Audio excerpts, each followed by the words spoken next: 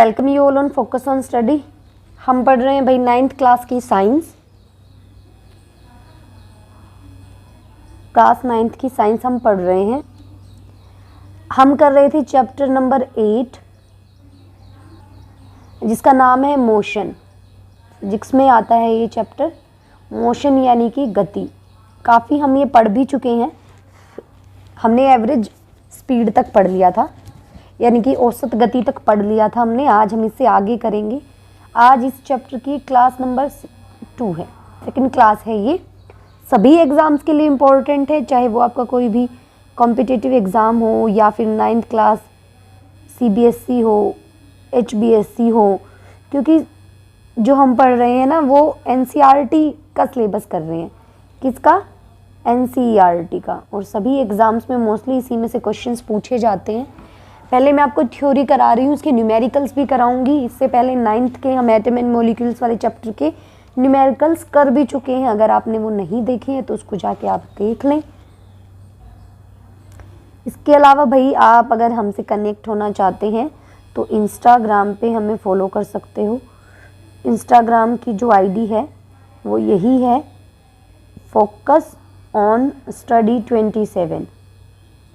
इस नाम से आपको इंस्टाग्राम ID मिल जाएगी, वहाँ जाके आप फॉलो कर लीजिएगा if you want to connect with us. चलिए स्टार्ट करते हैं अपने चैप्टर को। हमने पढ़ लिया था एवरेज स्पीड तक। अब जो हम पढ़ेंगे उसका नाम है स्पीड। 2 टाइप की होती है, गति 2 टाइप की होती है। एक होती है यूनिफॉर्म मोशन। क्या होता है? यूनिफॉर्म मोशन, जिसको हम हिंदी में बोलते हैं भाई एक समान गति। नाम से ही पता चल रहा है, एक समान गति। देखो भाई, यूनिफॉर्म मोशन या फिर एक समान गति होती क्या है? जब भी कोई ऑब्जेक्ट है, ऑब्जेक्ट से यहाँ मेरा मतलब है आप कोई भी कार ले लीजिए, बस ले लीजिए, या फिर आप खुद को भी किसी भी ह्यूमन बीइंग को काउंट कर लीजिए। ठीक है, जब कभी भी कोई, इसको मैं एक ऑब्जेक्ट के तौर पे मान रही हूँ, जब भी कोई ऑब्जेक्ट क्या करेगा, इक्वल डिस्टेंस कवर करेगा। सबसे पहले तो हमें पता ही है, देखो एक चीज़ ध्यान रखो, जो स्पीड होती है आपकी, जो गति होती है वो होती है डिस्टेंस अपॉन टाइम। ठीक है, दूरी बटे समय, है ना। इसका मतलब क्या है?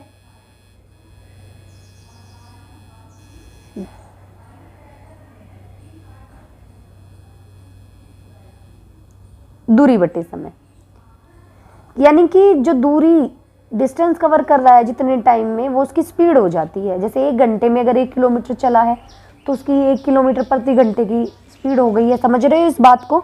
तो यूनिफॉर्म मोशन का क्या होगा? इक्वल डिस्टेंस कवर करे। ठीक है, equal distance covered in equal interval of time, in equal interval of time. देखो भाई क्या कहना चाह रहा है इस बात में, कि जब भी कोई ऑब्जेक्ट जो एक जैसी दूरी को कवर करे एक जैसे टाइम में, ठीक है, एक समान टाइम में। देखो कैसे, मान लो किसी बस ने चलना शुरू किया। ये कोई एक बस है, इस बस ने चलना शुरू किया। पहले 10 मिनट में इसने कवर कर लिए भाई 2 किलोमीटर। ठीक है, फिर अगले 10 किलोमीटर, अगले 10 मिनट में भी 2 ही किलोमीटर कवर किए। तो आप क्या देख रहे हो, हर 10 मिनट में 2 किलोमीटर जा रही है ये बस। तो इसकी कितनी स्पीड हो गई? 2 किलोमीटर पर हर 10 मिनट में। तो इक्वल डिस्टेंस ही तो कवर कर रहा है, इक्वल डिस्टेंस कवर कर रहा है इक्वल टाइम में। तो ये हो जाएगी इसकी यूनिफॉर्म स्पीड। अब बात करूं मैं नॉन यूनिफॉर्म स्पीड की। नॉन यूनिफॉर्म स्पीड, ये इसका एग्जैक्टली उल्टा होता है। इसको हम कहते हैं असमान गति। असमान गति यानी कि जब कोई भी ऑब्जेक्ट क्या करे, अनइक्वल डिस्टेंस कवर करे इक्वल इंटरवल ऑफ टाइम में, नॉन यूनिफॉर्म स्पीड इसको हम बोलते। कैसे? देखो क्या करे, ऑब्जेक्ट covers unequal distance, कब? in equal interval of time, in equal interval of time. बिल्कुल सिंपल सी बात है, ये आपको समझ भी आ गई होगी कि जब भी कोई ऑब्जेक्ट क्या असमान दूरी कवर करेगा किसमें, इक्वल इंटरवल ऑफ टाइम में, क्या जब भी कोई वस्तु असमान दूरी तय करती है समान समय में तो उसको हम बोलते हैं असमान गति। देखो भाई, जैसे मान लो यहाँ से ये कोई चीज़ थी, इसने चलना शुरू किया, भीड़ थी, मान लो ये मार्केट में जा रहा है तो मार्केट में तो भीड़ ही होगी ना, तो क्या होगा, पहले 10 मिनट चला भाई ये, तो मान लो पहले 10 मिनट में इसने 1 किलोमीटर कवर अप कर लिया, पर फिर भीड़ आ गई तो धीरे धीरे चलेगा, तो अगले 10 मिनट में मान लो सिर्फ ये 500 मीटर ही चल पाया, ठीक है। फिर अगले 10 मिनट में ये 700 मीटर चल पाया। समझ रहे हो इस बात को? हर 10 मिनट का जो टाइम, हर 10-10 मिनट में जब हमने देखा तो हर बार अलग इसने दूरी तय की थी, हर बार अलग। तो ये कैसी मोशन है, ये है नॉन यूनिफॉर्म मोशन, असमान गति। जब इक्वल समय में इक्वल डिस्टेंस हो तो क्या हो जाएगी, यूनिफॉर्म। अनइक्वल डिस्टेंस हो कब, इक्वल टाइम में, तो वो कैसी हो जाएगी, नॉन यूनिफॉर्म मोशन। यहाँ तक ये बात, यहाँ तक आपको समझ आई। अब आगे बात करते हैं। आगे हमारा टॉपिक है वेलोसिटी।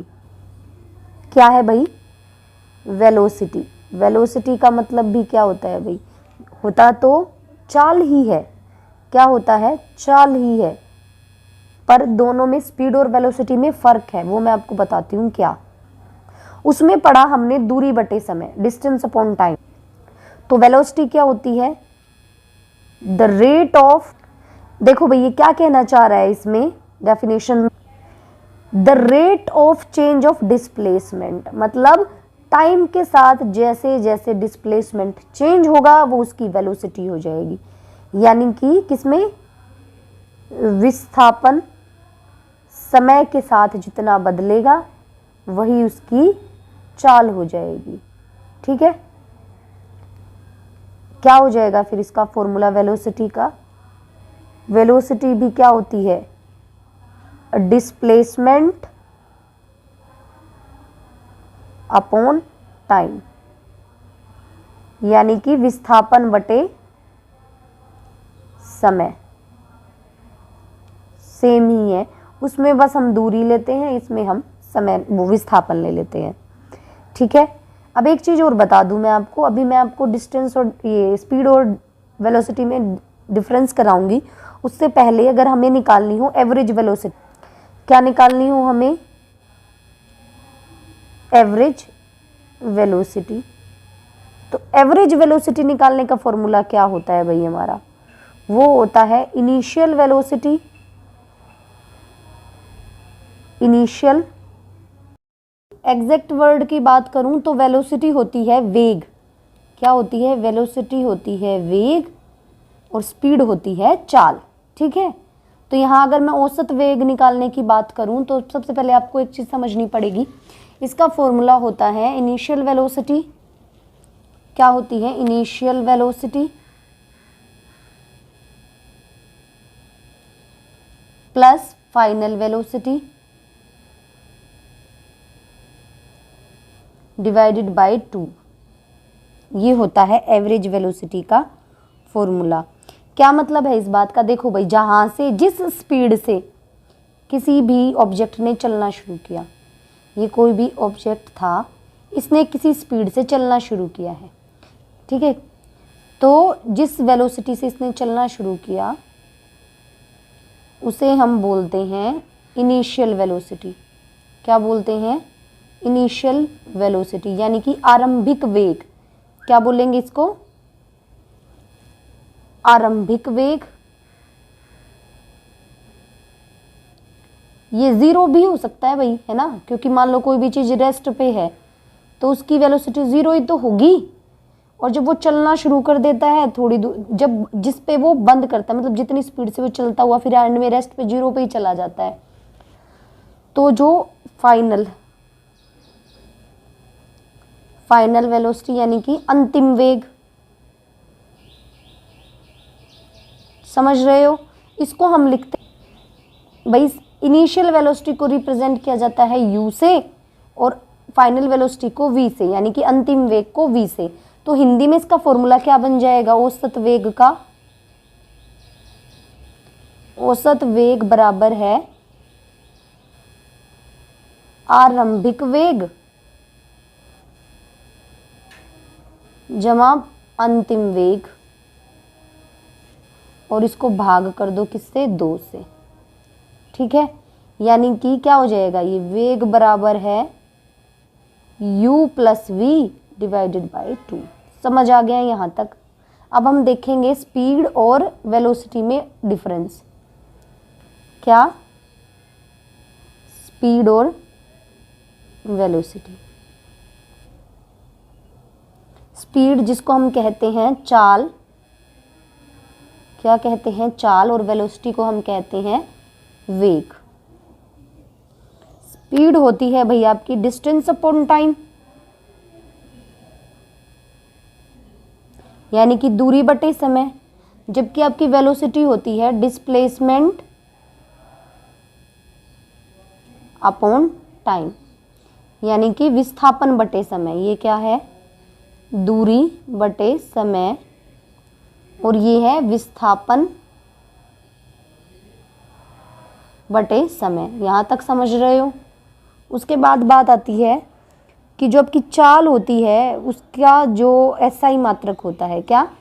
एसआई यूनिट होती है जो आपकी स्पीड की, वो होती है भाई मीटर पर सेकंड। क्या होती है? मीटर पर सेकंड। और डिस्प्लेसमेंट यानी कि वेग की भी यही होती है सेम, क्या? मीटर पर सेकंड। जो आपकी स्पीड होती है ये एक स्केलर क्वांटिटी है। कैसी क्वांटिटी है? स्केलर, यानी कि अदिश राशि है ये एक। पर अगर मैं बात करूं किसकी? वेलोसिटी की, तो ये एक वेक्टर क्वांटिटी है। क्या है? Vector quantity.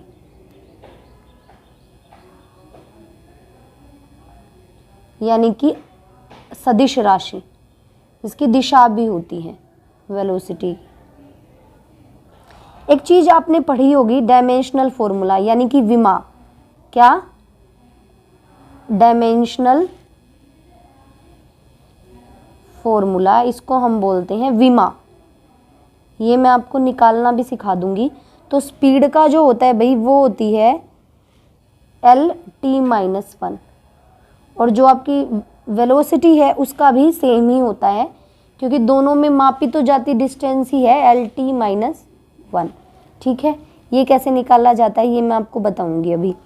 देखो भाई, आपने पढ़ा, क्या पढ़ा है? स्पीड जो होती है वो होती है डिस्टेंस अपॉन टाइम। ठीक है, जो हमारा डायमेंशनल फॉर्मूला होता है वो हमेशा 3 ही चीजों में मापा जाता है, मास, लेंथ और टाइम। इन 3 चीजों में ही मापा जाता है। ये क्या है? मास, लेंथ और टाइम। ठीक है, वैसे मैं अभी इसका निकालना सिखा रही हूँ। अगर आपको डायमेंशनल फॉर्मूला सीखना है तो कमेंट कर दें, मैं आपको सभी का डायमेंशनल फॉर्मूला निकालना सिखा दूंगी। अब देखो भाई, डिस्टेंस को हम किस में मापते हैं? लेंथ में। टाइम को मापते हैं टी में। अब ये नीचे है तो ऊपर जाएगा तो माइनस में हो जाएगा, तो ये बन जाएगा LT-1। समझ गए? ऐसे ही निकालने होते हैं ये फॉर्मूले। आपको सबका ये वाला फॉर्मूला पता होना चाहिए, डायमेंशनल फॉर्मूला तो निकल जाएगा फिर इजीली। यहाँ तक समझ में आया?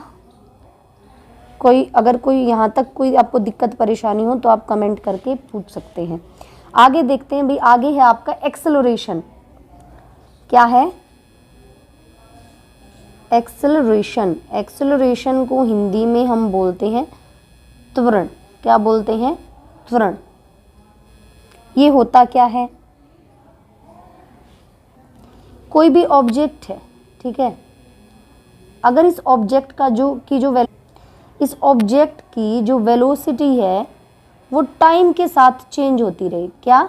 वेलोसिटी टाइम के साथ चेंज होती रहे तो उसे हम बोलेंगे एक्सेलरेशन। यानी कि वेग जो है समय के साथ बदलता रहे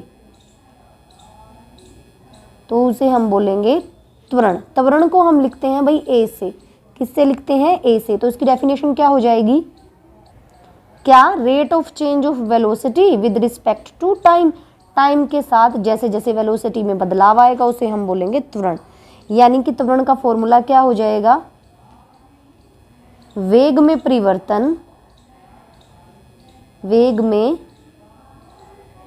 परिवर्तन बटे समय परिवर्तन। समय अंतराल भी हम इसको कह सकते हैं, समय अंतराल। ठीक है, ये क्या है? ये change in velocity with respect to time period. Okay, यहाँ तक समझ में आया? अब देखो वेग में परिवर्तन हम कैसे निकालेंगे? उसको निकालने के लिए हमारे पास क्या क्या होना चाहिए? जिस वेग से उसने चलना शुरू किया यानी कि u, ये क्या है? इसकी इनिशियल वेलोसिटी है ना? और क्या है? v उसकी फाइनल वेलोसिटी है। अब एक बात बताओ, अगर मुझे वेग में परिवर्तन, वेलोसिटी में डिफरेंस निकालना तो कैसे निकालोगे? फाइनल में से इनिशियल को माइनस कर देंगे तो क्या आ जाएगा? v माइनस यू, और समय अंतराल को t से लिखते हैं। ये किसका फॉर्मूला आ गया? a का। त्वरण का क्या फॉर्मूला आ गया? v minus u by t. कोई दिक्कत यहाँ तक? अब एक चीज़ देखो, इसके कुछ पॉइंट हैं। त्वरण एक कैसी राशि है यानी कि एक्सेलरेशन आपकी कैसी यूनिट है, कैसी क्वांटिटी है? ये है भाई आपकी सदिश राशि यानी कि वेक्टर है। कैसी है? सदिश है, इसकी दिशा भी होती है। ठीक है, इसका एसआई जो मात्रक है, एसआई यूनिट जो है त्वरण की, वो होती है, इसको मापते हैं भाई मीटर पर सेकंड स्क्वायर में। किसमें? मीटर पर सेकंड स्क्वायर, सेकंड स्क्वायर। यहाँ तक कोई दिक्कत? अब देखो इसका जो डायमेंशनल फॉर्मूला होता है वो होता है एल टी माइनस टू। क्या होता है? L T minus two. अब देखो एक चीज और देखनी है आपको, जो ये पॉजिटिव भी हो सकता है आपका, ठीक है, और नेगेटिव भी हो सकता है। अगर ये वेग की, वेलोसिटी की दिशा में अगर काम करता है तो ये पॉजिटिव होगा, अगर इसके अपोजिट काम करता है तो ये नेगेटिव होगा। यहाँ तक समझ में आया? अगर आपको आज की क्लास में कुछ भी ऐसा लगता है कि समझ नहीं आया है तो आप फिर से पूछ सकते हो। आज की क्लास में बस इतना ही। अगर आपको क्लास अच्छी लगी है तो प्लीज़ क्लास को लाइक कर दें, शेयर कर दें। अगर चैनल पे नए हैं तो सब्सक्राइब कर दें। अब इसकी नेक्स्ट क्लास में हम इसके न्यूमेरिकल्स और इसके बचे हुए टॉपिक्स को कंप्लीट करेंगे। मिलते हैं नेक्स्ट वीडियो में। Thank you so much.